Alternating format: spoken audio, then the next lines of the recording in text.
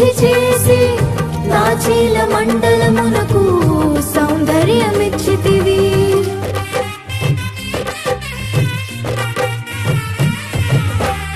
నీ సన్నిధిలో నిలిచే భాగ్యము కోల్పోనీయక నీ ప్రభావ మేఘముతో సాక్షిగా నన్ను నడిపితివి.